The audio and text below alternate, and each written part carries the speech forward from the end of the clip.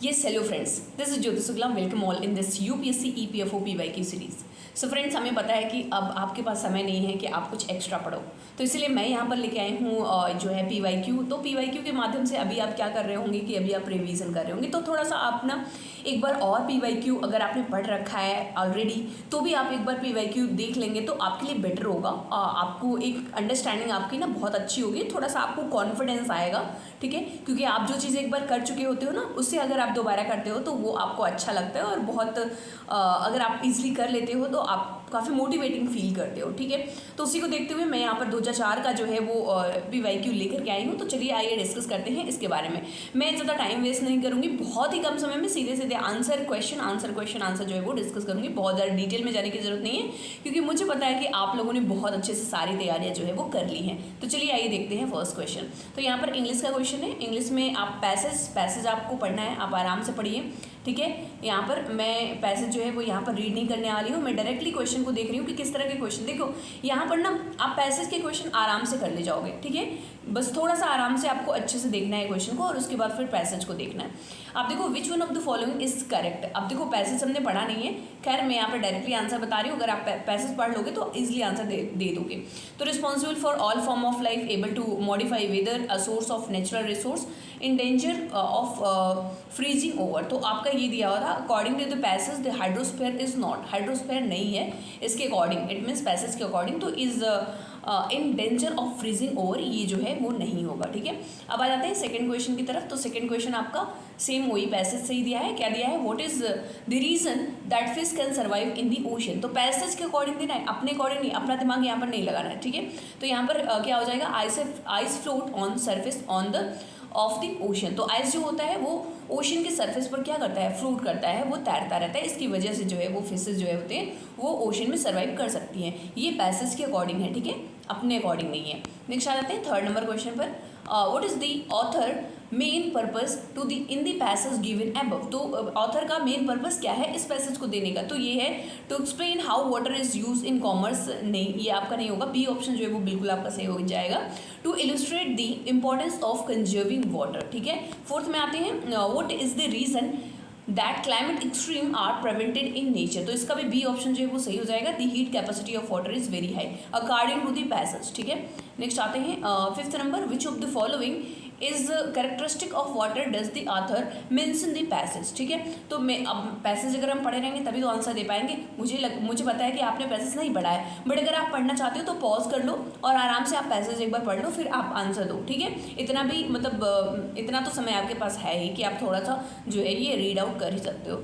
चलो, तो water expand when it is frozen, water is used in condensing medium for thermal power plant. तो thermal power plant अगर आप ना passage पढ़ोगे तो थर्मल पावर प्लांट जो है वो पैसेज में कहीं भी नहीं आया है, तो आपका पहला और तीसरी जो ऑप्शन जो है वो सही हो जाएगा, सी नंबर बिल्कुल सही है। फिफ्थ के बाद अब हम आ जाते हैं सिक्स नंबर क्वेश्चन पर, और यहाँ पर आप देख सकते हो कि दिया हुआ है ऑर्डरिंग ऑफ द सेंटेंस। अब देखो सेंटेंसेस ना कई सारे दिए हैं, उसको आपको ऑर्डर में लगाना है। तो देखिए क्या दिया हुआ है, there was a boy named Jack at the last turn him out of the house, ठीक है। उसके बाद पी दिया हुआ है, so the mother asked him to find the work. ये देखो चार जो है वो पार्ट्स में दिया हुआ है। अब इसको ना आपको अरेंज करना है। तो आपका पहले हो जाएगा ही lived in with this mother, उसके बाद फिर आपका आ जाएगा दे वर वेरी पुअर, उसके बाद आ जाएगा so the mother asked him to find work, and next one is but Jack refused to work. तो आपका इट मीन्स आपका जो फर्स्ट ऑप्शन है वो RQPS जो है वो ऑर्डर जो है वो बिल्कुल सही हो जाएगा। नेक्स्ट आ जाते हैं सिक्स्थ नंबर क्वेश्चन। उसी तरीके से आप पी देखो तो इसमें दिया है हैड द पॉलिटिकल पार्टीज। देखो उससे पहले आपका दिया हुआ था we Indian by nature are extremely emotional, and S6 करके दिया है what must be appreciated is that none of the member of the Indian team has reacted to this mind game under ये क्या है, अटरिन ऑफ हैडन, ठीक है। उसके बाद आपका ये चारों सेंटेंसेस दिए हुए हैं। अगर आप इन चारों सेंटेंसेस को पढ़ोगे तो आप अरेंज जो है वो बिल्कुल आराम से कर ले जाओगे और उसका अरेंजमेंट जो होगा वो सी नंबर हो जाएगा, ठीक है। एक बार आराम से आप देखो और पढ़ो तभी आप आंसर दे पाओगे। मुझे पता है कि मैं ऐसे बोल दे रही हूँ ना तो डायरेक्टली आपको लग रहा होगा कि मैं सीधे सीधे बस बोल दे रही हूँ, इसका क्या ही मतलब है। तो ये इंग्लिश के क्वेश्चन है, ईजी होते हैं, अगर आपने अच्छे से थोड़ा सा पढ़ लिया तो आप कर ले जाओगे, ठीक है। नेक्स्ट है in the roll call human history the sleepy capital town of Madhya Pradesh is indelibly linked with one of the world's worst man made ये क्या है, कैटास्ट्रोफिस, ठीक है। नेक्स्ट है इंडस्ट्रीज अक्रॉस द ग्लोब, तो आपको इसको पढ़ना है, मोर देन 2000 डाइड इंस्टेंटली। तो ये आप चारों ही ऑप्शन जो है आप पढ़ोगे ना PQR, तो फिर आप अरेंज जो है वो इसको आराम से कर लोगे। एस को भी आपको पढ़ लेना है, तो आपका जो अरेंजमेंट निकल करके आएगा वो सी ऑप्शन जो है वो इट मीन्स QPSR जो है वो निकल करके आएगा। इसी तरीके से 8वां भी आपका अरेंजमेंट का ही क्वेश्चन है, तो आराम से पढ़ो आप और फिर ट्राई करो कि क्या हो जाएगा इसका आंसर। तो P नंबर आपका दिया हुआ है, operation food is arguably India's biggest and most successful revolution since the Quit India movement। तो इसको आपको PQRS सारे को पढ़ो और फिर आप बताओ कि क्या आपका अरेंजमेंट निकल के आ रहा है। तो अरेंजमेंट जो निकल के आएगा वो A आएगा, ठीक है। जब आप ध्यान से पढ़ोगे तो आप इजीली जो है इसको कर पाओगे। 9th नंबर क्वेश्चन सेम इसी यही दिया है, अरेंजमेंट दिया हुआ है। तो आप देख रहे हो ये है आपका 2012 का क्वेश्चन, सॉरी ये 12 ये ना, नहीं 2002 है, ठीक है। ये 2002 का, आप मेरे ये सेट जो है जो हम ये पूरा सीरीज चला रहे हैं उसका ये 12वां है, ठीक है। तो आप PQRS इसको पढ़ना और इसको जब आप पढ़ लोगे तो इसका अरेंजमेंट जब आप करोगे तो आपका निकल के आएगा A, यानी कि QSPR जो है वो निकल के आएगा। 10वें नंबर में आ जाओ, यहाँ पर भी आपको PQRS जो है वो पढ़ना है और फिर आपको ऑर्डर में लगाना है। आपको मैं डायरेक्टली आंसर बता दे रही हूँ, आप चाहो तो पॉज करके आराम से पढ़ के फिर आंसर दो। तो D ऑप्शन जो है वो PRQS। देखो मेन हम अब यहाँ से शुरू करते हैं एंटोनिम से, ठीक है, क्योंकि उधर के तो सीधे सीधे सिर्फ अरेंजमेंट हमें करने थे और सेंटेंसेस को अच्छे से पढ़ के जो है वो आंसर देना था। तो चलिए आइए देखते हैं एंटोनिम्स में। तो 5 क्वेश्चन आपको एंटोनिम्स के जो है वो देखने को मिलेंगे। तो पहला आपका दिया हुआ है पॉन्टिफिकेट। तो पॉन्टिफिकेट का मतलब क्या होता है, to speak with an affected air authority, ठीक है। अब इसका आपको एंटोनिम्स बताना है, तो ये आपका हो जाएगा to speak in humble manner. देखो to speak in humble manner जो होगा वो ना सही है, मतलब कि कोई अच्छे से बात कर रहा है, और ये पॉन्टिफिकेट का मतलब बहुत ख़राब तरीके से जो है वो बात कर रहा है। नेक्स्ट आपका बाकी के मीनिंग्स अगर आप जानना चाहते हो, पिल्फर मतलब लघु चौर्य या छोटी मोटी चोरी अगर कोई करता है, लीव वंस कंट्री ये तो समझ ही रहे होगे, स्पेंड रेकलेसली लापरवाही से खर्च करना, ये सारी चीज़ें जो है वो आपको थोड़ी सी आप ध्यान बना करके रखोगे। नेक्स्ट है रेक्टिट्यूड। रेक्टिट्यूड का मतलब आपका यहाँ पर देख सकते हो कि ईमानदारी होगा, तो इसका जो अपोजिट हो जाएगा वो आपका डिसिटफुलनेस जो है वो आपका निकल करके आएगा। तो इसका मतलब हो गया कपटी। अब यहाँ पर आप बाकी की जो है वो मीनिंग आप देखना चाहते हो तो देख सकते हो बिल्कुल। नेक्स्ट है प्रोस्पेंसिटी। प्रोस्पेंसिटी का मतलब हो जाता है प्रवृत्ति यानी टेंडेंसी। अब इसका जो अपोजिट हो जाएगा वो इस ऑप्शन में से आप देख सकते हो कि ये पहला ऑप्शन जो है वो सही है। इट मीन्स डिसइंक्लिनेशन, इट मीन्स अरुचि जो है वो हो जाएगा। फॉरकास्ट और इन सब का मीनिंग आप देख सकते हो। स्कैंटी, स्कैंटी का मतलब क्या होता है, स्कैंटी का मतलब होता है बहुत कम, मतलब अत्यल्प। और इसका प्लेंटीफुल, प्लेंटीफुल का मतलब बहुत ज़्यादा, ठीक है, बहुत बड़ी मात्रा में, प्रचुर मात्रा में जो है वो सही हो जाएगा। नेक्स्ट है आपका आउटलैंडिस। आउटलैंडिस का जो अपोजिट हो जाएगा दैट इज़ कन्वेंशनल, ठीक है। कन्वेंशनल का मतलब आप समझ रहे होगे पारंपरिक होता है, ठीक है। नेक्स्ट आ जाते हैं अब हम यहाँ पर, और ये आउटलैंडिस का मतलब आपका विचित्र था, ठीक है। नेक्स्ट आप सिनोनिम्स है, अब देख लेते हैं हम सिनोनिम्स के बारे में। तो 16 नंबर क्वेश्चन है कमिस्ट्रेशन। कमिस्ट्रेशन का मतलब होता है सहानुभूति, तो सिंपैथी का मतलब भी होता है सहानुभूति। इट मीन सी ऑप्शन जो है वो बिल्कुल सही है। हम देखो यहाँ पर टाइम वेस्ट नहीं करना चाहते हैं, सिर्फ सीधे सीधे आंसर पर आ रहे हैं, ठीक है।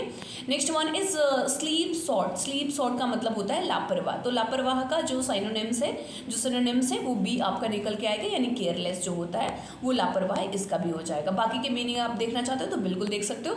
नेक्स्ट है कोगेन। कोगेन का मतलब होता है प्रभावशाली, सुस्पष्ट, तो इसका जो है वो ए ऑप्शन सही हो जाएगा। इट मीन्स फोर्सफुल यानी सशक्त। बाकी के देखोगे ऑप्शन तो कहीं से भी मैच नहीं कर रहे, कहीं से भी इसके जो है सिनोनिम्स निकल करके नहीं आ रहे हैं। नेक्स्ट आप देख लो पॉन्डरस। तो पॉन्डरस का मतलब होता है भारी भरकम, भारी भरकम या सुस्त। तो इसका जो अनवेडली जो होता है, अनवेडली जो होगा, अनवेल्डी जो होगा वो सही होगा। भारी भरकम दुर्वह जो हो जाएगा वो बिल्कुल सही हो जाएगा।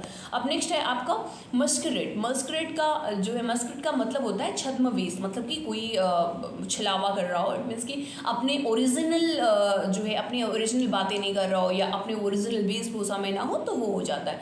तो ये आपका इसका अगर हम सिनोनिम्स खोजने की कोशिश करें तो बी ऑप्शन जो है टू गो इन डिस्क्विंस, इसका मतलब होता है पहचान छिपा रहा है अगर कोई, तो मतलब छद्मवेश जो है वो कर रहा है। Ordering of the word in the sentence. अब देखो वर्ड जो है उसको ऑर्डर में करना है। अभी हमने सेंटेंस को ऑर्डर में लगाया था, अभी यहाँ पर ऑर्डरिंग ऑफ द वर्ड दिया हुआ है। तो आप यहाँ पर देख सकते हो it is well known that the effect it is very bad on children of the cinema. तो इसका आप देखो तो इट इज़ हो जाएगा it is very well known that the effect of cinema. इसके बाद पी के बाद आपका आ जाएगा एस, तो पी के बाद एस आपको कहाँ दिख रहा है, ये आपका पहले ही ऑप्शन जो है वो सही हो जाएगा। It is well known that the effect of cinema is very bad on children, ठीक है। तो ये आपका जो है वो बिल्कुल सही निकल करके आएगा। 21 में आ जाते हैं द प्रेसिडेंट। आप देखना द प्रेसिडेंट, तो यहाँ पर आपका यहाँ से हो जाएगा, इट मीन्स आर पहले आ जाएगा। The president reveal the government would initiate a dialogue, ठीक है, विथ पॉलिटिकल, इस तरीके से आपका जो है वो बन के आएगा। इट मीन्स अगर हम यहाँ पर जो है आंसर देखने की कोशिश करें तो बी ऑप्शन जो है वो सही हो जाएगा। इट मीन्स RQSP, यानी आप इस सेंटेंस को अगर पूरा पढ़ना चाहते हो तो मैं यहाँ पर थोड़ा सा दिखा भी दे रही हूँ, बता भी दे रही हूँ। ये the president reveal that the government would initiate dialogue with the political parties, industries and other bodies on law based and how based to the private sector could fulfill the aspiration of the scheduled caste and scheduled tribes, ठीक है। Next आते हैं advent. अभी इसको पढ़ना, advent के बाद अब क्या निकल करके आए, तो PQRS आप सभी पढ़ सकते हो। इसका मैं डायरेक्टली जो है वो आंसर बताने की कोशिश करती हूँ, और ताकि आप जो है वो सीधे सीधे आप आंसर को मार्क करो और देखो कि आप कितना कर पा रहे हो, थोड़ा सा उसको अपडेट करते हुए चलो, ठीक है। खैर इंग्लिश में आप क्या अपडेट करोगे, लेकिन थोड़ा सा जान तो लो कि आप कितना कर पा रहे हो, ठीक है। तो सी आपका हो गया the advent of the satellite television. अब देखो यहाँ पर ना आपको चेक नहीं करना है कि आपको कितना आ रहा है कितना नहीं आ रहा है, आप बस ये देखते जाओ कि क्या कुछ नहीं आ रहा है तो उसको बस उसको ऐड ऑन कर, अपना थोड़ा सा नज़रिया अभी आपको चेंज करके रखना है। आपको ये नहीं सोचना कि मान लो कोई क्वेश्चन नहीं आ रहे या 2 4 6 क्वेश्चन नहीं आ रहे, कोई बात नहीं है, आराम से एकदम चिल। ये क्वेश्चन थोड़ी ना आएंगे, यूपीएससी जल्दी रिपीट नहीं करता है, ठीक है, बहुत ही रेयरली रिपीट कर दे इसके कोई भी एग्जाम हो, ठीक है। तो वो आपको ध्यान में रखना है कि अब बस ये सोचो कि आपको कुछ नया मिल रहा है। अगर आपने पढ़ रखा है तब तो आप काफ़ी अच्छा फील कर रहे होगे, काफ़ी अच्छा मोटिवेटिंग आपको लग रहा होगा। बट अगर आपने नहीं पढ़ा है तो कोई बात नहीं, बस आप ये सोचो कि हम थोड़ा सा इसमें ऐड ऑन कर ले रहे हैं, जो चीज़ हमने नहीं पढ़ा है लास्ट टाइम में मैं थोड़ा सा उसमें ऐड ऑन कर रही हूँ बस। नेक्स्ट आ जाओ, तो अब ये आपका ये हो गया, आप सेंटेंस को पूरा पढ़ना चाहते हो तो बिल्कुल आप पढ़ सकते हो, ठीक है। नेक्स्ट है दैट्स सो। अभी इसको अभी आपको ऑर्डर में लगाना है। अब ये आप देख सकते हो PQRS, तो मैं डायरेक्टली आंसर बता दे रही हूँ। आपका बी ऑप्शन जो है वो QRSP जो है वो I don't want to waste my time and your time.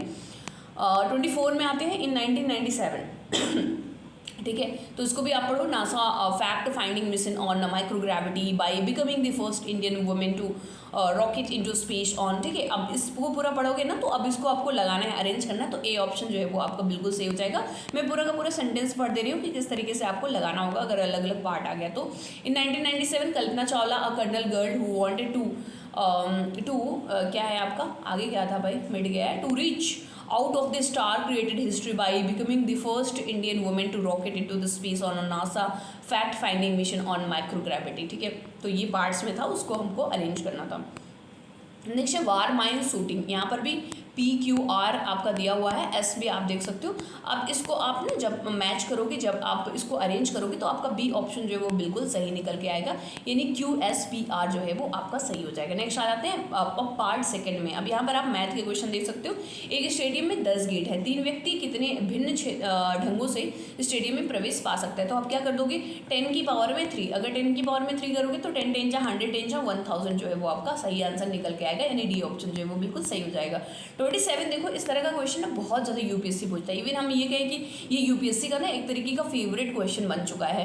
तो आप यूपीएससी CHC वगैरह में भी देखोगे तो इस तरह का क्वेश्चन बहुत देखने को मिलता है। एक पार्टी के समाप्त होने पर हाथ मिलन, इट मीन्स हैंडशेक की कुल संख्या 28 थी। पार्टी में हर व्यक्ति ने प्रत्येक अन्य व्यक्ति जो पार्टी में उपस्थित था से हाथ मिलाया। पार्टी में सम्मिलित होने वाले व्यक्तियों की कुल संख्या कितनी थी। अब देखो इसको तो आपको सॉल्व करना पड़ेगा, ठीक है। मुझे पता है कि आपने परम्यूटेशन और कम्बिनेशन पढ़ लिया है, ठीक है।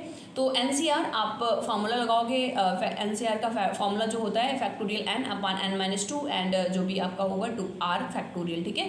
तो n n-1 2 फैक्टोरियल इसे आप करोगे और n(n-1/2 इज इक्वल टू आपका दिया हुआ था 28% थे ना, तो ये हो गया आपका 28। अब आप ना इसका मल्टीप्लाई कर दो तो ये आपका क्या निकल के आएगा 28 2 जा हो जाएगा, यानी n-1 एंड 28 2 जा 56। अब इसको आप मल्टीप्लाई कर दो तो n का n में मल्टीप्लाई करोगे तो n स्क्वायर हो जाएगा और n का 1 में करोगे तो n square minus 1 equal n is equal to 56। इसको आप अरेंज करोगे तो ये आपका इक्वेशन निकल के आएगा n square minus n minus 56 equal 0।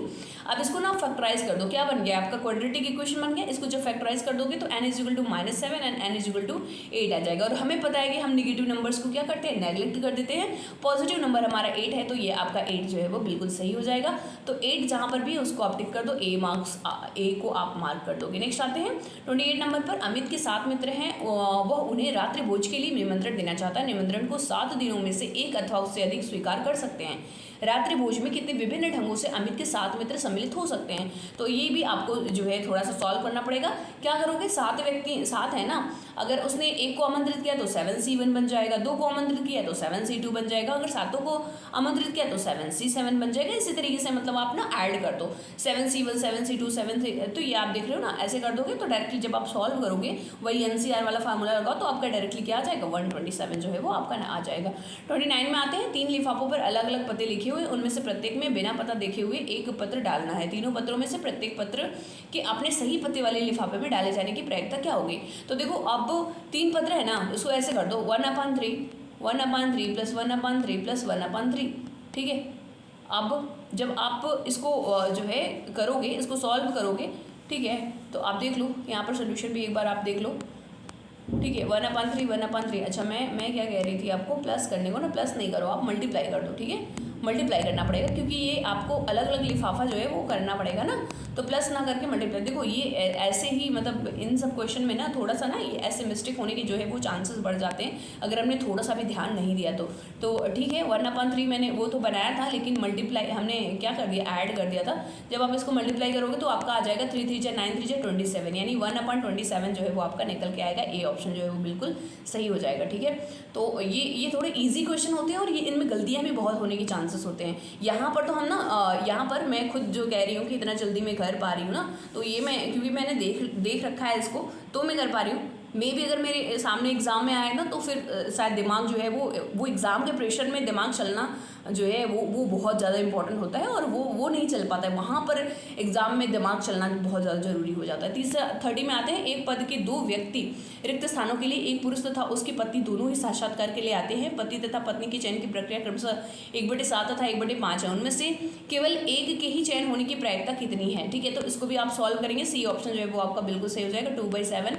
अब देखो यहाँ पर पति की चयन होने की प्रायिकता जो है वो 1/7 हो जाती है और पति की चयन न होने की प्रायिकता 1 - 1/7 इट मीन 6/7। अब पत्नी की चयन होने की प्रायिकता 1/5। अब इसको आप माइनस कर दोगे, 1 - 1/5 तो 4/5 होगा। केवल एक के चयन होने की प्रायिकता, तो आप इसको ऐड करके मल्टीप्लाई करके ऐड कर दो तो आपका 2/7 जो है वो हो जाएगा। तो ये आपका सी नंबर हो गया था, ठीक है। आप 31 में आते हैं। श्रेणी √3 √7 2 √3 का nवां पद क्या होगा। तो आप ना डायरेक्टली फार्मूला लगाओ और यहाँ से आपका nवां पद जो है वो आपका निकल के आ जाएगा। इट मीन्स √3 √2 n-1, यानी कि ए ऑप्शन जो है वो आपका बिल्कुल सही है। नेक्स्ट आते हैं 32 नंबर क्वेश्चन पर। एक आयत की लंबाई 20% कम कर दी जाती है और उसकी चौड़ाई स्थिर रखी जाती है। इस प्रकार नए बनने वाली आकृति एक वर्ग है, ठीक है। निम्नलिखित कथनों पर विचार कीजिए। तो यहाँ पर देखो, पहला है वर्ग का क्षेत्रफल आयत के क्षेत्रफल से 25% कम है। दूसरा, वर्ग का परिमाप आयत के परिमाप से लगभग 11% कम है। तीसरा है वर्ग का विकर्ण आयत के विकर्ण से लगभग 12% कम है। तो देखो अगर आपने इसको सॉल्व किया डायरेक्टली तो ऐसे हो नहीं पाएगा, आपको थोड़ा सा जो है वो सॉल्व करने की जरूरत पड़ेगी। तो अगर आप सॉल्व करोगे तो पहला ऑप्शन नहीं आएगा आपका, दूसरा और तीसरा आ जाएगा। इट मीन्स आपका डी ऑप्शन जो है वो आपका सही हो जाएगा 32। इसका सोल्यूशन देखना चाहते हो तो आप बिल्कुल यहाँ पर देख सकते हो कि मान लो कि आयत की लंबाई जो है वो 100 मीटर क्वेश्चन में दिया नहीं है, लेकिन आपने लिट कर लिया, 100 लिट किया ताकि आप इजीली जो है वो आंसर को कर पाओ। 100 लिट कर लिया, अब उसमें 20% जो है वो चौड़ाई कम थी। 20% का मतलब 100 का 20% कम करोगे मतलब 80 आएगा, तो ये 80 हो गया। क्षेत्रफल हमें मालूम है कि आयत का क्षेत्रफल होता है लेंथ इंटू ब्रेड्थ, ठीक है। तो लेंथ आपका 100 था और ब्रेड्थ जो था 80 था, तो आपने मल्टीप्लाई कर दिया, 8000 वर्ग मीटर आ गया।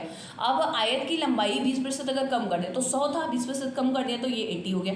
अब जो क्षेत्रफल निकल के आएगा अब क्या आएगा, पहले हमने 100 था, अब 100 में से जो है वो 20 माइनस हो गया, इट मीन्स 80 × 80 हो जाएगा। इट मीन 6400 आ गया। अब जो नया जो है क्षेत्रफल आया वो 64 8 जो 64 होता है ना, 6400 हो गया। अब क्षेत्रफल में कमी कितने की आई, तो पहले जो था 8000 था, अब कितना हो गया 6400, इसको माइनस कर दो तो 1600 वर्ग मीटर आ जाएगा। अब क्षेत्रफल में कमी कितने की आई, अगर परसेंटेज हमें निकालना है तो 1600 और कितने में से हम निकाल रहे हैं, कितना हम किस में हम कंपैरिजन कर रहे हैं, तो 8000 है ना। इसको आप 0 0 सब काट दो, 2 0 से ये 2 0 कट गया और बाकी आप काट दोगे तो काट बैठ के आपका आ जाएगा 20%, ठीक है। अब आयत का परिमाप, आयत के परिमाप का फार्मूला यानी कि पेरीमीटर का फार्मूला आपको मालूम होना चाहिए, होता है 2l+b, 2l+b। अब ना इसको आप जब इक्वल दिया है, आयत का परिमाप दिया हुआ है 360 ना, तो आप जब इसको जो है सॉल्व करोगे तो आपका निकल करके आएगा ये 100 + 80, इट मीन्स ये हो जाएगा 180 और ये 2 ना, इसको जब आप काट दोगे ना तो आपका ये निकल करके आएगा, यानी 80 × 4 = 340। अच्छा, ये वर्ग का परिमाप है, ठीक है। वर्ग का परिमाप भी आप इसी तरीके से निकाल लोगे और इसको जब आप सॉल्व करोगे थोड़ा सा लेंदी है ये क्वेश्चन जरूर, और फाइनली आपका जो आंसर निकल करके आएगा वो ये आप देख सकते हो कि दूसरा और तीसरा भी आपका निकल करके आ जाएगा। इट मीन्स वही आपका दूसरा और तीसरा जो है वो सही है और पहला जो था वो आपका गलत था। अब यहाँ पर देखो चार्ट दिया हुआ है, ठीक है, कुछ चार्ट दिए गए हैं और 2 चार्ट दिया हुआ है, 2 चार्ट आप देख लो थोड़ा सा। क्या दिया है, विदेशी निवेश अंतर्वाह इस तरीके से दिखाया गया है और विदेशी निवेश अनुमोदन दिया हुआ है, और ये वाला भी चार्ट आप देख सकते हो। इसमें आपका 1996, थोड़ा सा क्लियर नहीं है चार्ट, 1996 में क्षेत्रों का अनुमोदित विदेशी निवेश, ये देखो अदर्स में 37 है, सार्क का 2% दिया है, आसियान का जो है वो 30% दिया हुआ है, EU का 23% दिया है, एंड ये आपका नाफ्टा है, ठीक है, इसका आपका 35% जो है वो दिया हुआ है। तो चलिए आइए देखते हैं इसको क्वेश्चन क्या पूछा जा रहा है। कह रहा है 1990 के लिए US डॉलर मैक्सिमम या एमएन विदेशी निवेश अंतर्वाह में EU का कितना योगदान है, ठीक है। तो EU का योगदान अगर यहाँ पर देखो तो आपका 23% जो है वो देखने को मिल रहा है, ठीक है। तो आप ऐसे डायरेक्टली आप इसको ना आपको बताना पड़ेगा। अब 1996 में पूछ रहा है ना, कब पूछ रहा है, 1996, मतलब ये वाला पूछ रहा है, ठीक है। अब 1996 में अगर देखो आप तो ये आपका कितना दिख रहा है, यहाँ से अगर आप इसको देखोगे तो ये 8000 है, ठीक है। अब इसको 8000 है तो अब डायरेक्टली तो आपका आएगा नहीं, दिया गए आंकड़ों के आधार पर सी आपका जो है वो निकल के आ जाएगा। अब इसको सॉल्व करना पड़ेगा, ठीक है। देख लेते हैं हम 33 का, थोड़ा सा देख लो। अनुमोदित है 23% दिया था, ठीक है, 23% 1996 में था। अब ये 2000 का ये आपका 23% जब आप निकालोगे तो 460 आपको निकल करके आएगा। अच्छा, कुल पूंजी अंतर्वाह 23%, ठीक है, 2000 यहाँ पर था क्या,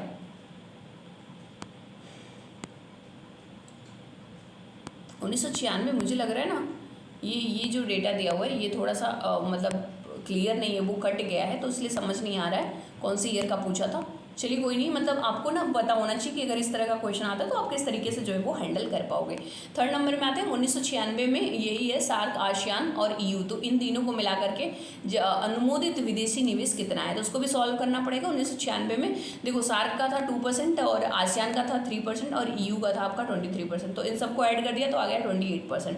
अब 8000 का 28% जब निकालेंगे तो आ जाएगा 2240, तो 2240 आपका जो है वो 2240 यानी 2240 जो है आपका सही हो जाएगा। नेक्स्ट आते हैं, यदि वर्ष 1997 के लिए निवल निवेशी अंतर्वाह में 20% वृद्धि होनी है, 1996 के अनुमोदित विदेशी निवेश में भिन्न भिन्न क्षेत्रों के अनुपात में ही विदेशी निवेश का अंतर्वाह भी रहे, तो आपको नाफ्टा में विदेशी निवेश अंतर्वाह कितना होगा, तो इसको भी आपको सॉल्व करना पड़ेगा। सी आपका जो है वो सही हो जाएगा 840, यहाँ पर आप देख सकते हो, इसको सॉल्व कर लोगे, ठीक है। नेक्स्ट आते हैं, किसी वर्ष में विदेशी निवेश अनुमोदन तथा विदेशी निवेश अंतर्वाह अनुपात अधिकतम क्या है, तो आपका डी ऑप्शन जो है वो बिल्कुल सही है, 1995 जो है वो हो जाएगा। 4 व्यक्तियों ABCD में से A और B की कुल धनराशि C और D कुल धनराशि के बराबर है, परंतु B और D की कुल धनराशि A और C की कुल धनराशि से अधिक है। धनराशि B की धनराशि से अधिक है, सबसे कम धनराशि किसके पास है। अब इसको भी आप सॉल्व कर दोगे तो इसको नहीं निकाला जा सकता बाई, मतलब इसको सॉल्व करने पर यहाँ पर आप देख सकते हो कि ये कुछ इस तरीके से ग्रेटर और लेस में हमें आंसर मिलेगा, एग्जैक्ट आंसर जो है वो हमें नहीं मिल पाएगा, तो ये आपका डी ऑप्शन जो है वो बिल्कुल सही हो जाता है। नेक्स्ट 38 नंबर क्वेश्चन में आते हैं, यहाँ पर दिया हुआ है आपका, एक मुद्रक अपनी पुस्तक के सभी पृष्ठों का क्रमांकन करते हुए 4893 अंक प्राप्त किया है, वह प्रथम पृष्ठ पर अंक 1 में क्रमांकन प्रारंभ करता है, पुस्तक में कुल पृष्ठों की संख्या कितनी है, तो डी ऑप्शन जो है वो सही हो जाएगा। इसको भी आप सॉल्व करने की कोशिश करोगे तो आराम से आप क्वेश्चन को जो है वो सॉल्व कर लोगे। यहाँ पर आप देख सकते हो सोल्यूशन, ठीक है, तो सोल्यूशन को एक बार देख लेना पॉज करके और आराम से आप कर लोगे। नीचे दी गई सूचना के आधार पर दिए गए जो है आंकड़े वगैरह दिए गए हैं। 5 महिलाएं ABCD ही अपने पतियों के साथ, इनके पति का नाम है PQRST, अनिवार्यता इसी क्रम में नहीं है, मतलब ऐसा कोई जरूरी नहीं है कि ये इसी ऑर्डर में हो, ठीक है। के साथ एक सिनेमा हॉल में जाती हैं। 1 से 10 तक की अंकित सीटें इन 5 दंपतियों के लिए आरक्षित है। देखो 5 दंपतियों के लिए 1 से लेकर 10 तक की जो सीट है वो आरक्षित है। इनमें से प्रत्येक महिला अपने पति के एकदम बाएं वाली सीट पर बैठती है। ठीक है, तो अब आपको बताना है, अब अपना बना लो इस तरीके से कौन कौन सी महिला किस तरीके से हो सकती है। ठीक है, तो पति पत्नी आप बना लोगे। तो अब देखो क्या कह रहा है, दंपति ई तथा एस सबसे दाएं बैठे हैं, तो सी जो सबसे बाएं नहीं बैठी है, का क्यू जो सीट संख्या 2 पर नहीं बैठा है, पति पत्नी नहीं है। तो आप ना इसको पढ़ोगे तो आपका सी ऑप्शन जो है वो बिल्कुल सही निकल करके आएगा। ठीक है, तो सीट संख्या 7 पर कौन सी महिला बैठी है क्वेश्चन पूछ रहा है, तो सी ऑप्शन जो है वो बिल्कुल सही हो जाएगा। ये आप बना सकते हो कुछ इस तरीके से। ठीक है, आप अपने अकॉर्डिंग बनाना। निबंध, यदि प्रतिबंध वी में दिया गया हो कि डी सीट संख्या 7 पर बैठती है, तब सीट संख्या 4 पर कौन बैठेगा, तो बी ऑप्शन जो है वो बिल्कुल जो है वो सही है, टी हो जाएगा। नेक्स्ट, 4 पुरुषों तथा 2 महिलाओं की 2 सदस्यों की समिति का गठन करना है। इस प्रकार गठित की गई समितियों में से तथ्यता एक महिला वाली समिति होने की प्रायिकता क्या है, तो डी हो जाएगा। 8/15 जो है वो सही है। 41 के बाद आ जाते हैं 42 नंबर क्वेश्चन पर। अब 41 नंबर क्वेश्चन को आपको सॉल्व करना है, तो बिल्कुल आप ना सॉल्व कर लीजिएगा और उसके बाद फिर आप आंसर देने की कोशिश करिएगा।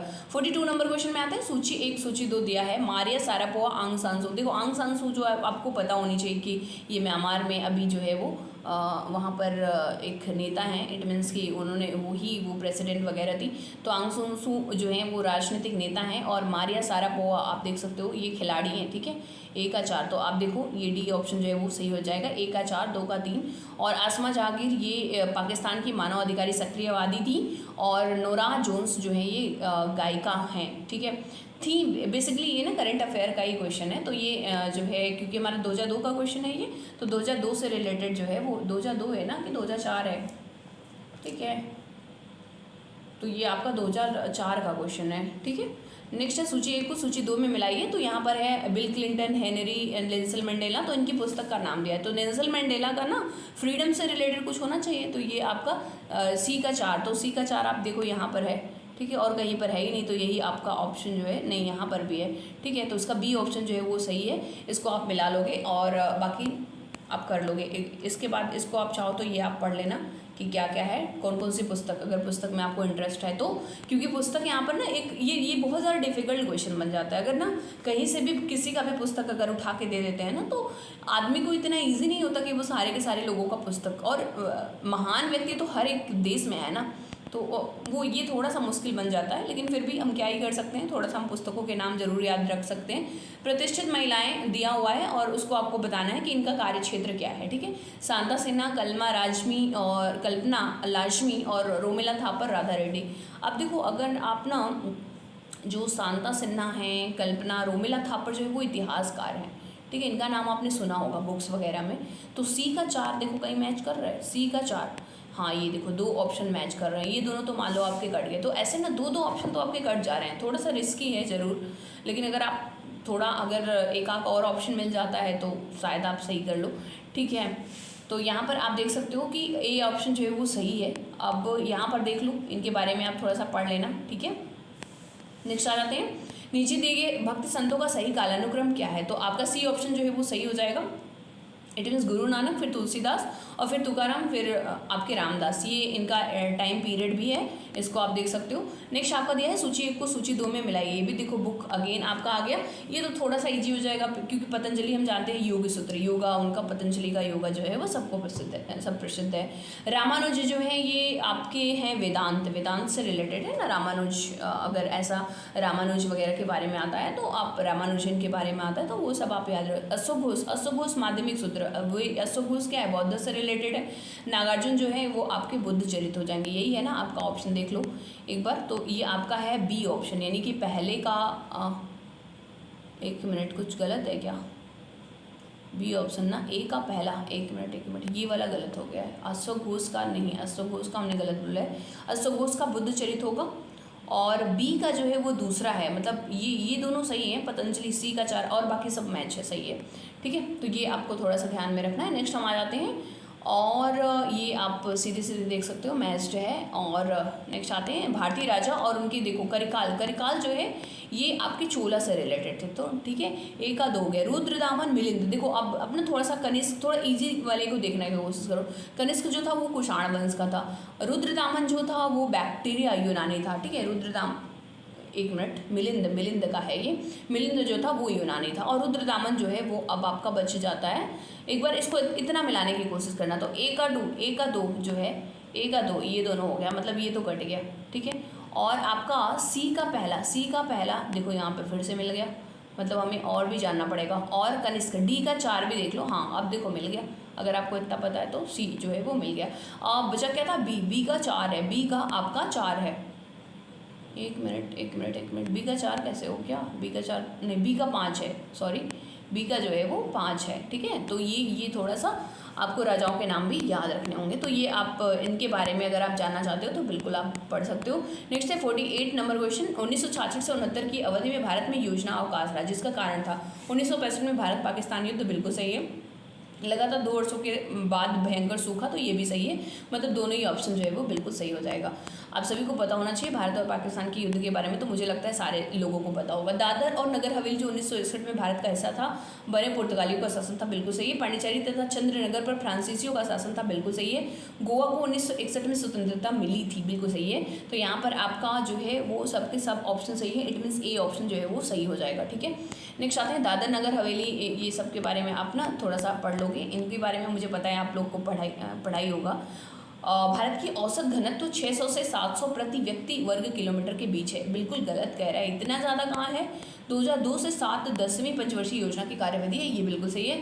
भारत में अधिस्थापित विद्युत उत्पादन 2 लाख मेगावाट से अधिक है, ये भी गलत है, तो आपका बी ऑप्शन केवल 2 जो है वो सही हो जाएगा। नेक्स्ट आते हैं हम 51 में, दिल्ली के मुख्यमंत्री की नियुक्ति भारत के राष्ट्रपति द्वारा होती है, बिल्कुल सही है। देखो जो यूटी है अपना, वो उसके मुख्यमंत्री की नियुक्ति राष्ट्रपति करता है, और किसके सलाह पर करता है या किससे मतलब किससे बातचीत करता है, तो वो उपराज्यपाल वहाँ का होता है। दिल्ली पुलिस तथा दिल्ली नगर निगम दिल्ली सरकार के प्रशासनिक कार्य क्षेत्र में नहीं आते, ठीक है।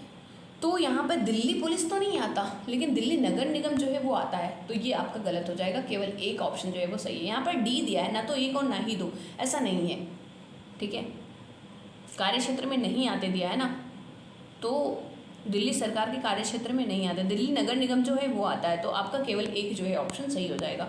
नेक्स्ट आ जाते हैं, निम्नलिखित कथनों पर विचार कीजिए। देखो ये वाला मत पढ़ना, ये ना बहुत बकवास दिया है, क्योंकि यहाँ पर बोल रहा है कि राष्ट्रपति की नियुक्ति जो है वो मुख्यमंत्री की नियुक्ति जो है वो उपराज्यपाल करता है, गलत है। अगर आप ना लक्ष्मीकांत भी अपना उठा करके देखोगे तो यूटीज के बारे में जो चैप्टर है उसमें बहुत डिटेल में सारी चीज़ें दिया हुआ है। इवन मैं भी इसको पढ़ी एक बार, तो मैंने कहा ऐसा कैसे हो सकता है भाई, उपराज्यपाल, मैंने तो राष्ट्रपति पढ़ा है, तो फिर मैं जाकर के फिर से एक बार वेरीफाई करी हूँ। चलो कोई नहीं, एक बार आप भी करना चाहो तो कर लेना, बिल्कुल। 52 निम्नलिखित कथनों पर विचार कीजिए। किसी राज्य की विधानसभा में अधिकतम 450 और न्यूनतम 50 सदस्य, बिल्कुल बकवास, 450 नहीं बल्कि 500 होता है, 500 मैक्सिमम हो सकते हैं, और मिनिमम जो हो सकते हैं वो 60 हो सकते हैं। आपको ये तो पता होना, आप थोड़ा सा एग्जांपल ले लो ना, हमारे ईस्टर्न जो स्टेट है, जैसे कि आप ले लो अरुणाचल प्रदेश ले लो, नागालैंड ले लो, और आपका अभी जो रिसेंट में चुनाव वगैरह हुए हैं, मणिपुर हो गया और आपका सिक्किम हो गया, इन सब में ना 60 सीट है विधानसभा का ना, आपने सुना होगा। विधानसभा से तो क्वेश्चन भी आता है, यूपीपीएससी में तो बहुत पूछ लेता है कि बताओ यहाँ पर विधानसभा में कितनी सीटें हैं। इवन यूपीएससी में भी राज्यसभा की सीटें पूछा है, लेकिन विधानसभा की तो नहीं पूछता, तो पहला ऑप्शन तो गलत हो गया। दूसरा देख लेते हैं, किसी राज्य की विधान परिषद में सदस्यों की अधिकतम संख्या उनकी विधानसभा के सदस्यों की संख्या के 1/3 हो सकती है, परंतु उनकी न्यूनतम संख्या 40 है, ये बिल्कुल सही है, तो केवल 2 ऑप्शन जो है वो सही हो जाएगा। नेक्स्ट आ जाते हैं, इसके बारे में आप चाहो तो पढ़ लेना। 53 नंबर क्वेश्चन, जमा राशि से जुड़ी बीमा योजना कर्मचारी भविष्य निधि और छूट प्राप्त भविष्य निधियों के सदस्यों के लिए लागू है, ठीक है। कर्मचारी पेंशन योजना 1995 औद्योगिक कर्मचारियों के लिए शुरू की गई। कर्मचारी भविष्य निधि और विविध उपबंध अधिनियम के अंतर्गत 20 या उससे अधिक कर्मचारियों को रोजगार देने वाले प्रतिष्ठान आते हैं। तो अब यहाँ पर आप देख लोगे, ठीक है। चौथा भी ऑप्शन अच्छा नहीं, इसमें से कौन सा सही है, तो बी ऑप्शन जो है वो, मतलब कि सारे के सारे ऑप्शन जो है वो सही है। देखो मैं ना थोड़ा सा स्पीड में बोल रही हूँ, क्योंकि देखो मुझे पता है कि जब आप लोग जब आप पढ़ते हो ना, तो कोई ज़्यादा स्लो बोलता है तो कभी ज़्यादा बोरिंग लगता है, फिलहाल मुझे तो लगता है, मुझे नहीं पता आप लोगों को कैसा लगता है। तो मैं थोड़ा सा स्पीड में ज़्यादा विश्वास रखती हूँ, और इसलिए मैं थोड़ा स्पीड में यहाँ पर कराने की भी कोशिश कर रही हूँ, तो ताकि आपको ना अपना जो है वो इट मीन्स कि आपको स्पीड में ना करना पड़े, ठीक है। और हाँ, एक चीज़ और मैं बोलना चाहूँगी कि प्लीज़ मेरा अगर आपको थोड़ा भी एफर्ट लग रहा हो ना तो प्लीज़ चैनल को शेयर करना लोगों को, और ज़्यादा से ज़्यादा लोग जो है वो चैनल से जुड़ो। चैनल पर अगर आते हो तो आप सब्सक्राइब ज़रूर करो, ताकि सामने वाले को भी लगे ना कि हाँ हम अगर कुछ कर रहे हैं तो वो अच्छा लग रहा है या किसी को बेनिफिट हो रहा है, ठीक है। तो थोड़ा सा ये मैं रिक्वेस्ट करती हूँ कि प्लीज़ आप अगर चैनल पर आए हो तो प्लीज़ सब्सक्राइब करके जाओ। तो बी ऑप्शन जो है वो बिल्कुल सही है। नेक्स्ट आते हैं 54 नंबर क्वेश्चन पर, निम्नलिखित में से कौन सी गोदावरी नदी की सहायक नदी नहीं है। तो ए जो है वो कोयना जो है वो इसकी सहायक नदी नहीं है, बाकी सारी जो है वो इसकी सहायक नदी है। अब गोदावरी नदी के बारे में अगर आपको जानना है तो आप पढ़ लो, महाराष्ट्र से निकलती हैं, ठीक है। महाराष्ट्र के गोदावरी नदी ब्रह्मगिरी पर्वत नामक महाराष्ट्र से निकलते हैं। अरे भाई, ब्रह्मगिरी नामक पर्वत कहाँ से ला रहा है, ठीक है। गोदावरी जो है वो महाराष्ट्र से निकलती हैं, पर ब्रह्मगिरी पर्वत तो नहीं है, ठीक है। इसको एक बार जो है हाँ, मैं ये कह रही थी कि गोदावरी नदी की आपको जो है वो सहायक नदी है, क्योंकि गोदावरी नदी जो है ना बहुत बड़ी नदी है, गंगा के बाद दूसरी सबसे बड़ी नदी है। अगर इसका लेंथ आप देख रहे हो तो 1465 किलोमीटर है, वहीं पर गंगा की देखते हैं तो 2525 किलोमीटर है। नेक्स्ट आते हैं 55 नंबर, निम्नलिखित में से कौन सा कथन सही नहीं है। तो इसमें अगर आप सारे स्टेटमेंट को आप पढ़ोगे तो आपका सी ऑप्शन जो है ये आपका सही नहीं है। इट मीन्स ये आपका सी, शिवालिक पर्वत श्रेणी असंपीड़ित नदी निक्षेप बनी है, तो ये गलत है। तो आपका जो गलत है वही आपका सही हो जाएगा। इट मीन सी ऑप्शन जो है वो सही है। नेक्स्ट आते हैं 56 में, निम्नलिखित में से कौन सा कथन सही है। तो ए ऑप्शन जो है वो बृहद ज्वार भाटा पूर्णिमा को आते हैं, ये जो है आपका सही है, बाकी के ऑप्शन जो है वो गलत हो जाते हैं। नेक्स्ट आ जाते हैं हम, और नेक्स्ट आपको मिल जाएगा यहाँ पर 57, निम्नलिखित में से कौन सी एक सही सुमेलित नहीं है। तो अहमदाबाद साबरमती ठीक है, लखनऊ गोमती बिल्कुल सही है, हैदराबाद मूसी बिल्कुल सही है, सूरत जो है वो नर्मदा नहीं बल्कि ताप्ती नदी के किनारे है। कौन सी नदी के किनारे, ताप्ती नदी के किनारे जो है वो है, तो ये आपको ध्यान में रखना होगा। नेक्स्ट आते हैं 58 नंबर क्वेश्चन पर, अलेक्जेंड्रिया। अलेक्जेंड्रिया कहाँ पर है, ठीक है। तो अलेक्जेंड्रिया आपको पता होना चाहिए कि ये जो है ये मिस्र में है, इजिप्ट में है, ठीक है। और ब्लैकपुल बिहार समुद्र तट जो है वो ग्रेट ब्रिटेन में है। कॉन्स्टेंटिनो, अच्छा इतने से अगर आप ना मैच करना चाहो तो देखो मिल जाएगा कि नहीं।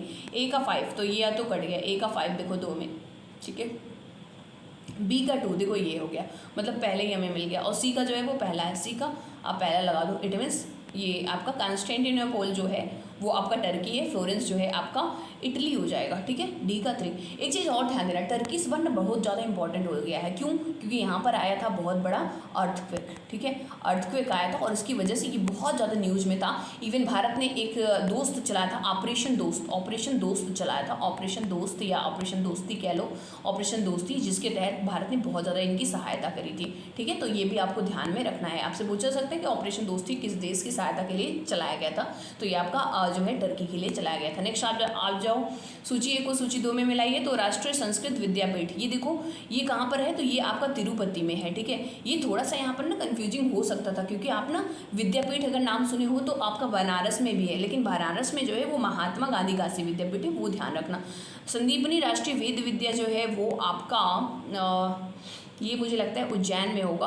केंद्रीय भारतीय भाषा संस्थान, अगर केंद्रीय भारतीय भाषा संस्थान की बात करें तो ये आपका मैसूर में होना चाहिए। और केंद्रीय अंग्रेजी तथा विदेशी भाषा संस्थान जो है ये हैदराबाद में होगा। एक बार मिलाने की कोशिश करो। ए का 4 कहाँ पे है, ये है, ये दोनों ऑप्शन तो आपके कट गए। और डी का आपका पहला, तो ये देखो ये ऑप्शन बी ऑप्शन आपका जो है वो निकल जाएगा। अच्छा बाकी के भी मिला लो। बी का 5, बी का आपका जो है ये उज्जैन होगा, ठीक है। और सी केंद्रीय भारतीय भाषा संस्थान जो है आपका मैसूर हो जाएगा। बनारस का तो कोई भी नहीं है। हाँ, बनारस में अगर हिंदी संस्थान पूछा जाएगा ना तो वो आप बता सकते हो। चलिए, तो ये इसके बारे में आप पढ़ लेना। 60 नंबर क्वेश्चन में आते हैं, काजीरंगा पार्क को यूनेस्को द्वारा विश्व स्मारक स्थल के रूप में मान्यता प्रदान की गई है। बिल्कुल सही है। काजीरंगा राष्ट्रीय पार्क में रीछ तथा हुलक गिवेन रहते हैं, बिल्कुल ऐसा नहीं है। काजीरंगा में 1 हॉर्न राइनोसोर्स के बारे में आपने पढ़ा होगा। 1 हॉर्न राइनोसोर्स, एक सींग वाले गैंडे के बारे में, ठीक है। तो वो वहाँ पर पाया जाता है, तो दूसरा ऑप्शन जो है वो गलत है। तो 60 का केवल 1 जो है वो सही हो जाएगा। 60 का केवल 1 जो है वो सही है, ठीक है। इसके बारे में आप पढ़ सकते हो कि ये जो काजीरंगा नेशनल पार्क है वो आसाम में है। 1974 में जो है इसको जो है एस्टेब्लिश किया गया था। नेक्स्ट, निम्नलिखित में से किसे भारत रत्न से पुरस्कृत किया गया? अमर सेन, गुलजार लाल नंदा, MS स्वामीनाथन, सत्यजीत रे, सबको किया गया है, ठीक है। तो मुझे पता है कि आप सभी को पता होगा कि ये लोग कौन है। अमर्त्य सेन के बारे में भी जानते हो आप, बहुत बड़े इकोनॉमिस्ट थे। इसके ये साथ MS स्वामीनाथन जिन्होंने हरित क्रांति लाया अपना 1966 में, तो वो बहुत बड़े मतलब एक रिवोल्यूशनरी करता जो है निकल करके आते हैं। गुजराई नंदा के बारे में भी आपको पता होना चाहिए, क्योंकि ये अपने यहाँ के प्रधानमंत्री रहे और बहुत सारे विभिन्न मंत्रालयों में ये काम किए थे। सत्यजीत रे जो है वो आपके सिनेमा से रिलेटेड है। चलिए आइए आगे आते हैं 62 नंबर क्वेश्चन पर। चौसा का युद्ध, देखो युद्ध तो बहुत ही ईजी है, आपने चौसा का युद्ध आपने पढ़ा ही होगा। चौसा का युद्ध जो है वो हुमायूं और शेर खान के बीच में हुआ था। घाघरा का जो युद्ध हुआ था वो बाबर तथा बिहार व बंगाल के अफगान जो थे उनके साथ में हुआ था। तालीकोट विजयनगर साम्राज्य के साथ में हुआ था। कछवाहा जो है बाबर तथा राजपूत में। तो देख लो ए का जो है वो 4, ए का 2 जो है ये देखो ये दोनों में मिल रहा है। बी का 3 आपको ये मिल रहा है। इट मीन सी ऑप्शन जो है वो सही हो जाएगा। तो देख लो सी जो है वो बिल्कुल सही है। अब इनकी डेट्स अगर आपको जानने हैं तो डेट्स भी आप बिल्कुल पढ़ सकते हो एक बार पॉज करके। नेक्स्ट आते हैं, जब अकबर ने चित्तौड़ के किले को घेरा था तब निम्नलिखित में से किसने 4 महीने तक उसे सुरक्षित रखा था? तो डी जो है वो जयमल जो था उसने जो है इसको सुरक्षित रखा था। 63 के बाद आ जाते हैं 64। हम बेसिकली यहाँ पर सोच रहे हैं ना कि सारे के सारे आज टोटल जितने क्वेश्चन है इट मीन्स 120 क्वेश्चन जो है वो कवर कर लें, देखते हैं कितना हो पाता है। 64 में आते हैं, निम्नलिखित कथनों में कौन सा एक सही नहीं है? तो लॉर्ड वेलेस्ली ने प्रथम 3 भारतीय विश्वविद्यालयों की स्थापना की थी, यही गलत है, तो यही ऑप्शन आपका सही हो जाएगा। बाकी के सारे जो है वो सही हैं। नेक्स्ट आ जाते हैं 65 में, दिल्ली सल्तनत के नीचे वंशों का सही कालक्रम जो है वो दिया हुआ है, आपको बताना है कि कौन सा सही होगा। तो बी ऑप्शन जो है वो सही हो जाएगा। पहले खिलजी था, खिलजी में ना बहुत ज़्यादा शासक नहीं थे, 2 ही तो मजबूत शासक था, ठीक है। एक तो जिसने उसकी नींव रखी और दूसरा जो महान निकल करके आया, ठीक है। होप सो आप जानते होंगे, तुगलक, सैयद और फिर लोदी ही लास्ट जो था वो इब्राहिम लोदी था, जिसको मुग़ल जिन्होंने इस्टेब्लिश किया मुग़ल शासन को वो थे आपके बाबर और इब्राहिम लोदी के साथ में 1526 में युद्ध होता है और फिर यहाँ पर मुग़ल शासन जो है वो स्टेब्लिश हो जाता है। तो आइए चलते हैं नेक्स्ट 66 नंबर क्वेश्चन पर। भारत संघ तथा पाकिस्तान को जून 1948 में पहले स्वतंत्रता मिलनी थी, बिल्कुल सही है। सिंध की विधानसभा को यह निर्णय लेना था कि उसे भारत की संविधान सभा में सम्मिलित होना है या नहीं, ठीक है। बलूचिस्तान को यह निर्णय लेना था कि उसे भारत संघ में रहना था या पृथक करना था, नहीं ऐसा नहीं है, बलूचिस्तान के लिए ऐसा कोई ऑफर नहीं मिला था। तो पहला और दूसरा ऑप्शन जो है वो सही हो जाएगा। इट मीन्स ए ऑप्शन जो है वो बिल्कुल सही है। तो अब आगे आ जाता हूँ, 67 नंबर में दिया है, मोतीलाल नेहरू तथा चित्तरंजन दास, जिसे हम शॉर्ट में CR दास बोलते हैं, CR दास बहुत ही ज़्यादा इंपॉर्टेंट पर्सन थे। एक पृथक दल जो स्वराज पार्टी कहलाता है वह गठन क्यों किया, ठीक है। तो मोतीलाल नेहरू और चित्तरंजन दास, CR दास ने क्यों नई पार्टी स्वराज पार्टी बनाया था? तो इन्होंने इसलिए बनाया था क्योंकि स्वराज प्राप्त करने के लिए ये जो थे कांग्रेस की प्रगति से संतुष्ट नहीं थे, ठीक है। तो आपने परिवर्तनवादी और अपरिवर्तनवादियों के बारे में जो है वो पढ़ा होगा, होप सो। अगर नहीं पढ़ा है तो एक बार जरूर देख लेना। नेक्स्ट है, वर्ष 1919 में महात्मा गांधी द्वारा देशव्यापी सत्याग्रह शुरू करने के लिए वायसराय को चेतावनी देने का कारण क्या था? तो ए ऑप्शन जो है वो सही हो जाएगा। वे चाहते थे कि सरकार रोलेट अधिनियम अविलंब वापस ले ले, ठीक है। तो मेन यही था सही। उस समय क्या था, ये 1919 का जो रोलेट एक्ट था ना, बहुत ही खराब, बहुत ही गंदा, मतलब बिना किसी कारण के लोगों को जेल में बंद कर दिया जाता था। उन्हें कुछ भी नहीं बताया जाता था कि क्या दिक्कत है, मतलब चलता फिरता आदमी जिसके ऊपर उनको शंका हो गया, बस वही हो गया।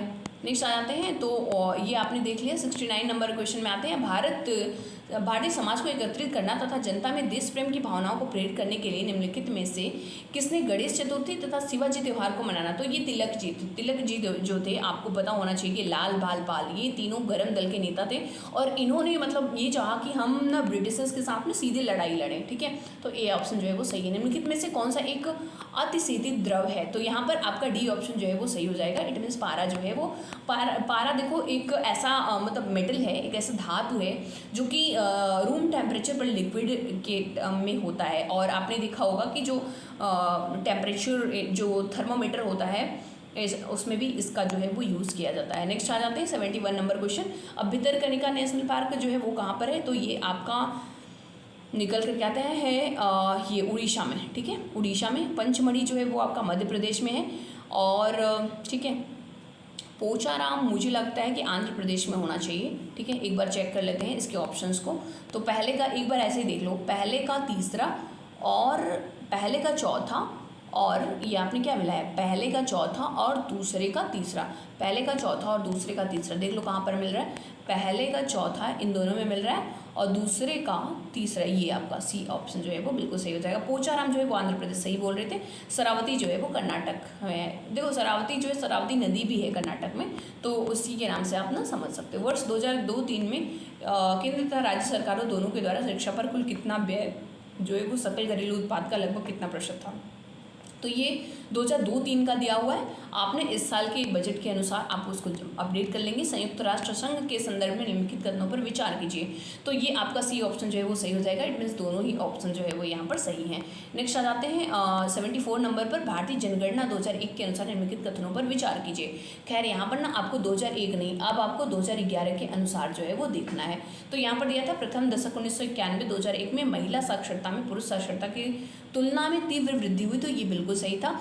इवन 2011 वाले में भी आप यही कह सकते हो। 1991-2001 में ग्रामीण शहरी साक्षरता में अंतराल बढ़ता गया था, ऐसा नहीं। जब साक्षरता बढ़ी तो अंतराल कैसे बढ़ेगा, तो ये जो है वो बिल्कुल गलत ऑप्शन है।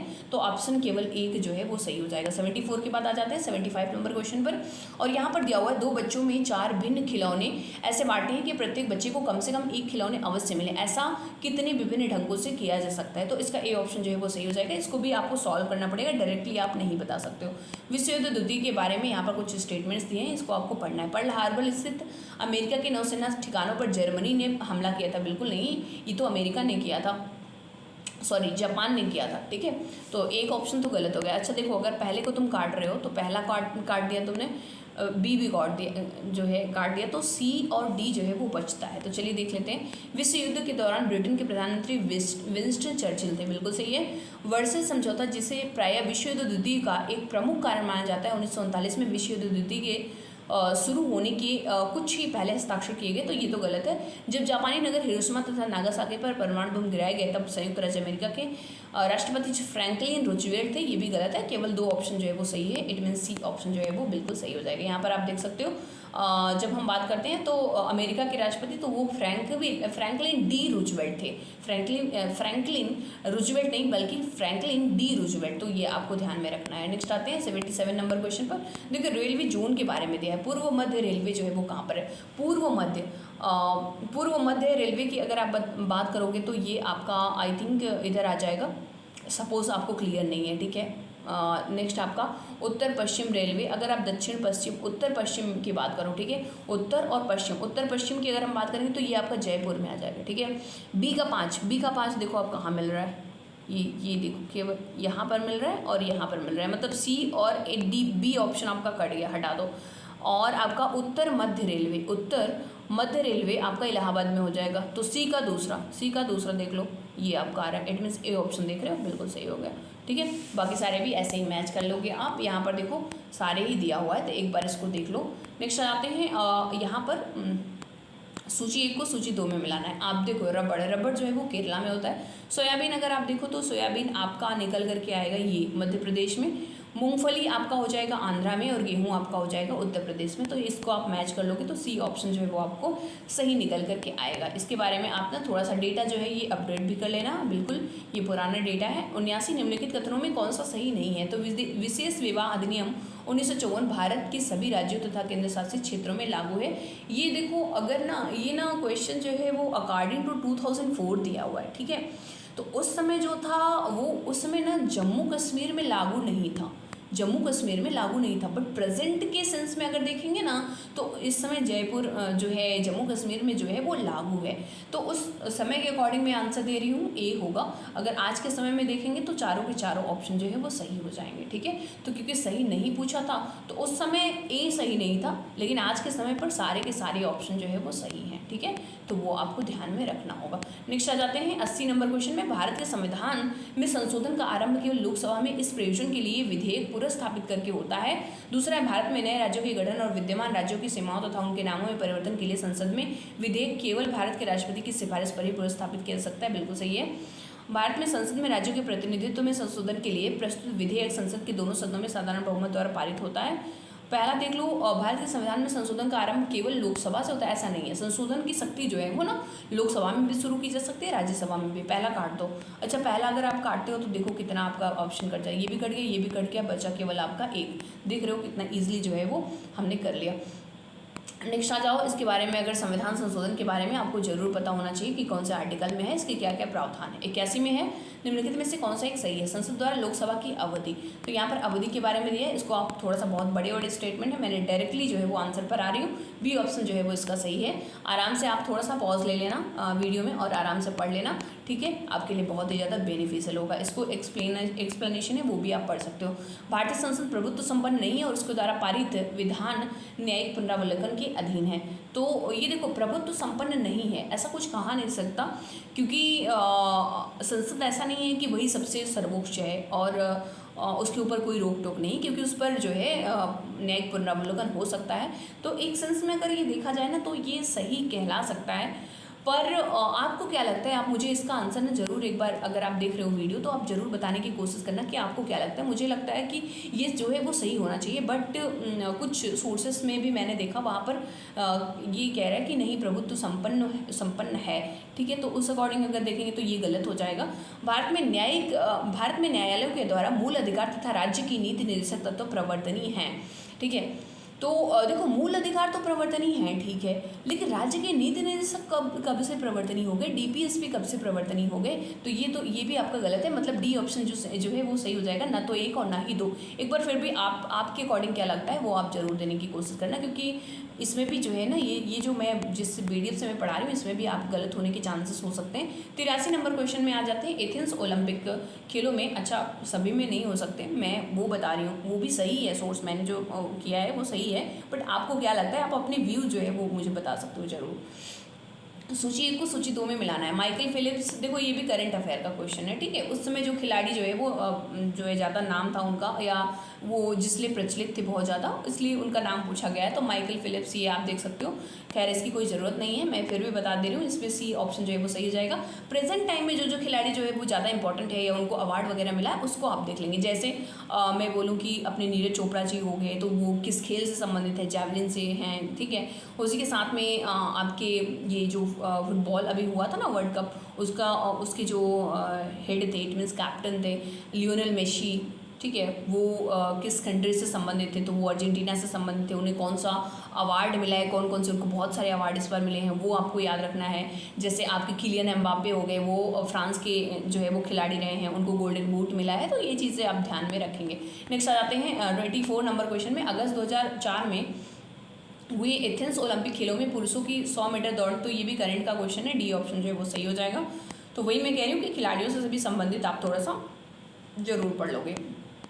85 में भारत में प्रायद्वीपीय पठारों के राज्यों में सस्य गहनता अधिक है। भारत में पंजाब तथा हरियाणा राज्यों में बोया गया निबल क्षेत्र तथा कुल भौगोलिक क्षेत्र का अनुपात सर्वाधिक है। दूसरा है दक्षिण पश्चिम मानसून की ऋतु और कृषि की खरीफ ऋतु कहा जाता है। तो यहाँ पर सी ऑप्शन जो है वो सही है, यानी कि 1 और 2 जो है वो सही हो जाएगा, तीसरा जो है वो सही नहीं है। नेक्स्ट आ जाते हैं 86 नंबर क्वेश्चन में। आप देख सकते हो बहामास, तो बहामास जो है वो आपका जो है वो अटलांटिक जो है वहाँ पर देखने को मिलता है। इसको आपको ना मैच करना है, तो पहले तो क्वेश्चन आप देख लो, फिर आप बता पाओगे। मैसिडोनिया कहाँ पर है, गैबन कहाँ पर है, ये देख लेना है। आपका सी ऑप्शन जो है वो सही हो जाएगा। ये आप मैपिंग का क्वेश्चन है, मैपिंग को थोड़ा सा आप ना मैप मतलब कि आप वर्ल्ड का मैप लेना और वहाँ पर जो है वो लोकेट करने की कोशिश करना है। इसको एक्सप्लेनेशन अगर आपको पढ़ना है तो बिल्कुल आप पढ़ लीजिएगा। 87 है संयुक्त राज्य अमेरिका के पश्चिम से पूर्व की ओर जाते हुए नीचे दिए गए अमेरिकी नगरों को सही जो है, अब देखो यहाँ पर अमेरिका की जो है वो शहर दिए हुए हैं, उसको पश्चिम से पूर्व जो है वो पश्चिम से पूर्व आपको अरेंज करना है। तो उसका डी ऑप्शन जो है वो सही हो जाएगा। सैन फ्रांसिस्को जो है वो बहुत ही ज़्यादा उसके जो है इट मीन्स पश्चिमी बॉर्डर पर है यूएसए के, और तो आप देख सकते हो न्यूयॉर्क जो है वो पूर्वी में आपको देखने को मिलता है। तो डी ऑप्शन जो है वो बिल्कुल सही है। नेक्स्ट आ जाते हैं 88 नंबर क्वेश्चन में। उत्तर प्रदेश और बिहार 2 ऐसे राज्य हैं जहां अनुसूचित जातियों की जनसंख्या जो है वो अधिकतम है। ये बिल्कुल गलत है, ऐसा सही नहीं है। अनुसूचित जातियों के लोगों की जनसंख्या का कुल जनसंख्या का अनुपात पंजाब में सर्वाधिक है। अच्छा, इसे अगर काटने की कोशिश करो तो ये ऑप्शन है और ये ऑप्शन आपका कट जाएगा, बचेगा आपका सी। 2 और 3 ऑप्शन जो है वो सही है। इसको एक बार अच्छे से पढ़ लेना, ठीक है। नेक्स्ट आते हैं 89 नंबर क्वेश्चन पर। दीघा कोलोंग, इसको आपको मैच करना है। तो अगर आप देखो ये है दीघा कोलोंग चेराई और मुरूद जंजिरा, ये आपका ए ऑप्शन जो है वो बिल्कुल सही हो जाएगा। 89 के बाद अब हम आ जाते हैं 90 नंबर क्वेश्चन पर। 89 आप पढ़ लेना। और 90 में भारत में सबसे अधिक संख्या में बड़े बंदरगाह कहाँ स्थित है। तो डी ऑप्शन जो है वो तमिलनाडु हो जाएगा। नेक्स्ट आते हैं 91 नंबर क्वेश्चन पर। ये अब देख लो तट मंदिर जो है ये आपका तमिलनाडु में है। भीमबेटका जो है वो आपका मध्य प्रदेश में है। केशव मंदिर जो है वो कर्नाटक में है और हम्पी जो है वो भी कर्नाटक में है। तो आपका जो बी ऑप्शन है वो बिल्कुल आपका सही हो जाता है। नेक्स्ट आप जाते हैं विश्व युद्ध द्वितीय भारतीय सैनिक मोंटे केसिनो की लड़ाई में बड़ी वीरतापूर्वक लड़े। मोंटे केसिनो कहाँ के थे? तो ये बी ऑप्शन जो है वो जाएगा सही, इटली के जो थे वो थे। मतलब ये भी न्यूज़ में रहे थे, इसलिए उस समय पर मतलब मुझे पता नहीं है, बट ये है कि न्यूज़ में रहे ही होंगे तभी इनके बारे में पूछा गया है। एक अष्टभुज में ऐसे कितने त्रिभुज बन सकते हैं जिनके अशेष अष्टभुज के शीर्षों के संपाती है और उनकी केवल एक भुजा अष्टभुज के किसी एक भुजा से सर्वनिष्ठ है? तो इसको भी आपको सॉल्व करना पड़ेगा, बिना सॉल्व किए आप कैसे ही कर पाओगे। बी का हो जाएगा आपका 24। तो यहाँ पर आप ना इस तरीके से सॉल्व कर सकते हो।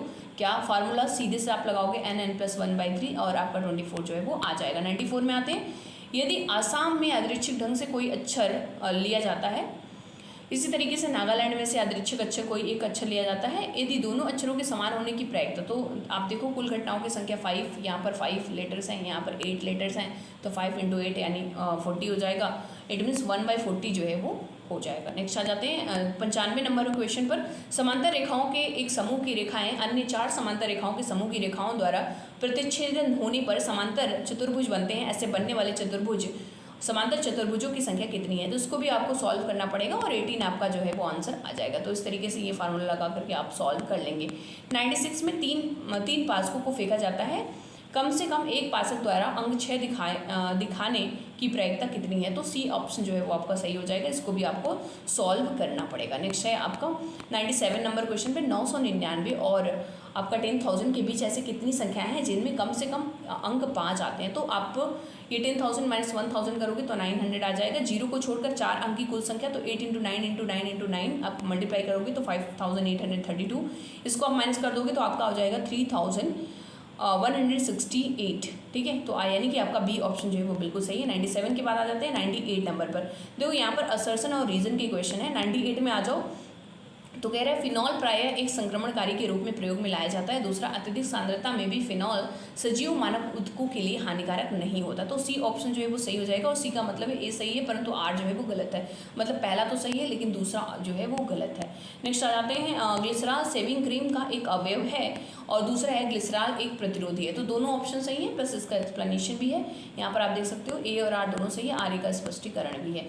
नेक्स्ट आ जाओ 100 नंबर क्वेश्चन पर। 1707 में औरंगजेब के देहांत में से कुछ समय पूर्व औरंगजेब ने साहू को मुक्त कर दिया। सही है। नेक्स्ट है जुल्फिकार ने यह मत रखा कि राज्य में साहू के वापसी से मराठों में विभाजन हो जाएगा, जिसके कारण वे शाही राज्य क्षेत्रों में लूट मार करने में विफल होंगे। तो ये भी सही है। तो ए और आर दोनों सही है, आर ए की सही स्पष्टीकरण भी देता है। नेक्स्ट आ जाते हैं ब्रिटिश शासन के दौरान 1939 में सभी प्रांतों में कार्यरत कांग्रेसी मंत्रियों ने त्यागपत्र दे दिया। कांग्रेस फिर से चुनाव कराना चाहती थी क्योंकि वह जिन्ना के 2 राष्ट्र सिद्धांत के अभियान के कारण निराश थी। ऐसा नहीं है, ए ऑप्शन जो है वो सही हो जाएगा। तो सी में आपका यही है ना, सी ऑप्शन में आपका जो था वो ए सही था परंतु आर गलत था। तो यही आपका यहाँ पर भी 101 में सी हो जाएगा। 102 में अगर आप देखो तो खुले समुद्रों की लवणता अंतर समुद्रों की लवणता की तुलना में बहुत अधिक है, ये गलत है। खुले समुद्रों में मिलने वाली नदियों के जल में विलीन लवण होते हैं, तो ये भी सही है, ये सही है। मतलब डी ऑप्शन जो है वो सही हो जाएगा। मतलब पहला गलत है, ए सही है, ए गलत है और आर जो है वो सही है 102 का। 103 में आ जाते हैं। यहाँ पर आप पढ़ सकते हो विश्व बैंक में अपने वैश्विक विकास वित्त रिपोर्ट 2004 से 2002 के लिए भारत का एक अल्प ऋणग्रस्त देश के रूप में वर्गीकृत किया है। तो ये तो आपका सही है। पिछले दशक में भारत का बकाया विदेशी ऋण काफ़ी कम हुआ, तो ये गलत है। तो यानी कि पहला ऑप्शन जो है वो सही है, दूसरा जो है वो गलत है। नेक्स्ट 104 में अगर आओ तो हाल ही में सरकारी क्षेत्र की 4 साधारण बीमा कंपनियों द्वारा समुदाय आधारित सार्वभौम स्वास्थ्य बीमा योजना प्रारंभ की गई है। तो ये आपका सही है। भारत के संविधान के अनुसार जन स्वास्थ्य को बढ़ावा देने का उत्तरदायित्व मुख्यतः संघ सरकार, नहीं, गलत गलत गलत गलत, ये राज्य सरकार के विषय में है। ठीक है, ये जो है राज्य सूची का विषय है, तो ये आपका गलत हो गया। यानी सी ऑप्शन जो है वो सही हो जाएगा, ए सही है किंतु आर जो है वो गलत है। 105 में देखो निम्नलिखित में से कौन सा तत्व मनुष्य में प्राकृतिक रूप से नहीं पाया जाता? तो सीसा जो है वो नहीं पाया जाता, बाकी सब पाए जाते हैं। 106 में देखो निम्नलिखित कथनों में कौन सा एक सही नहीं है? तो यहाँ पर अगर आप देखो तो सी जो है वो सही नहीं है, मतलब ये गलत है, बाकी सब के सब जो है वो सही है। नेक्स्ट आ जाओ, सारे विटामिन के बारे में आपको पता होना चाहिए कि कौन से विटामिन से क्या क्या रोग होता है और उनके सोर्सेस वगैरह क्या है। निम्नलिखित में से कौन सा एक विटामिन नहीं है? तो आपका बी ऑप्शन जो है वो ओलिक एसिड जो है वो विटामिन नहीं है। ठीक है, ओलिक है ना, ठीक है, फोलिक एसिड विटामिन B12 को कहा जाता है, जो न्यूक्लियोटाइड से मिलकर हीमोसाइटिन और रिमिथाइलेशन के रूप में जरूरी होता है। नेक्स्ट आ जाओ 108 में, पृथ्वी की सतह पर एक पिंड का भार W1 है, सतह से 500 मीटर की ऊंचाई पर इस पिंड का भार W2 है तथा पृथ्वी की सतह पर 500 मीटर की गहराई पर इसका भार जो है W3 है। तो कौन सा सही होगा? तो इसको ना आपको अरेंज करना है, तो बी ऑप्शन जो है वो सही हो जाएगा। तो इस तरीके से आप देख सकते हो, इनको थोड़ा सा आराम से पढ़ना, फिजिक्स का क्वेश्चन है, आराम से कर लोगे।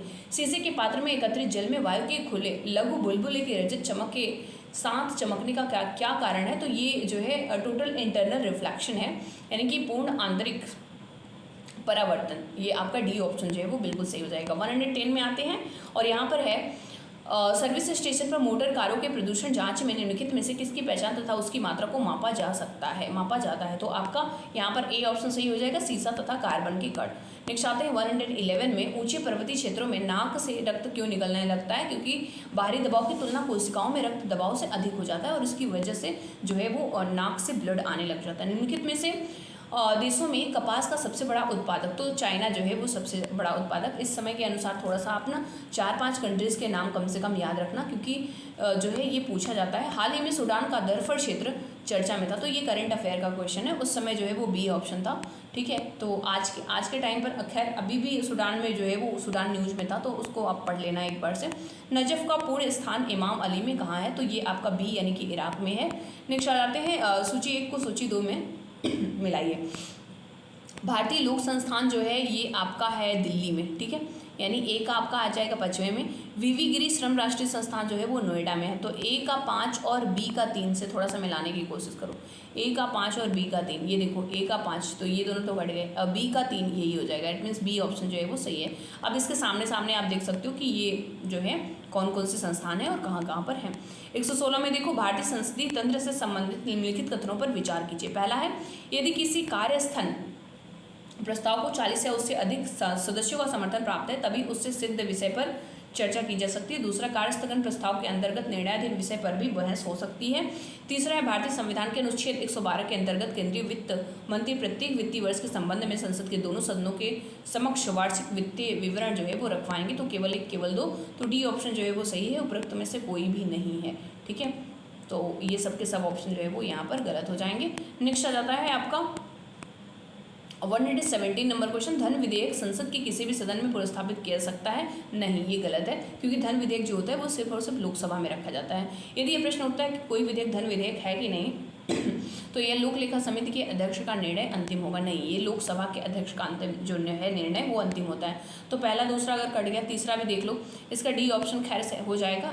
तीसरा भी अगर आप देखो तो प्रत्यानुदान द्वारा प्रत्यय अनुदान द्वारा संसद के किसी अनुदान का अनुमोदन उसकी विभिन्न मांगों की विस्तृत जांच से पूर्व कराया जा सकता है। तो ये भी आपका गलत है, तो डी ऑप्शन जो है वो बिल्कुल सही हो जाएगा। नेक्स्ट आ जाते हैं हम, और यहाँ पर आपका दिया हुआ है 118 नंबर, प्रशासनिक सुधार आयोग की प्रथम रिपोर्ट में भारत में लोकपाल तथा लोक आयुक्त के सृजन के लिए सिफारिश थी। दूसरा, भारत के संविधान में भिन्न अनुच्छेदों के अंतर्गत संघ लोक सेवा आयोग, योजना आयोग तथा सतर्कता आयोग के गठन के लिए उपलब्ध है। तो एक ऑप्शन जो है वो सही है, दूसरा जो है वो सही नहीं है। नेक्स्ट आ जाते हैं 119 नंबर क्वेश्चन, यहाँ पर भी जो है वो अध्यक्ष जो है वो मैच करना है। आर्थिक सुधार आयोग, केंद्र राज्य संबंध आयोग, प्रशासनिक सुधार आयोग, भ्रष्टाचार निवारण समिति। देखो ये ना ऐसे क्वेश्चन लगभग हर साल जो है वो देखने को मिलते हैं, तो सी ऑप्शन जो है वो बिल्कुल सही है। यहाँ पर आप सामने सामने देख सकते हो कि आर्थिक सुधार आयोग जो है वो LK झा, केंद्र राज्य संबंध सरकारिया आयोग, और ये तो बहुत ही ज़्यादा इंपॉर्टेंट है सरकारिया आयोग वाला, ठीक है। प्रशासनिक सुधार आयोग के हनुमतैया, और भ्रष्टाचार निवारण समिति के संथानम समिति, ये भी बहुत,